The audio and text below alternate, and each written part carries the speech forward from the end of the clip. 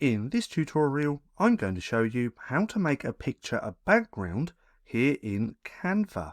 Now, this is really easy to do. If you're designing something and you want something as the background, a picture as the background, what we want to do is simply come to our elements or our folder to find that picture. Then we're going to put it on the canvas.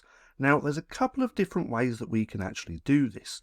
The first way is just enlarging to however you want, just like this, and then moving to where you want it in your design, and then come to position and move to the back, and then we can also lock that element by coming to here where it says lock position only.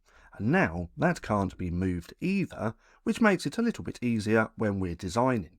Now that's one way that we can add a picture to a background. Now another way, let's just unlock this really quick and delete this, and let's go again. So we'd add our picture to our design just like this, but this time we can right click, come all the way down to where it says replace background, and then click done.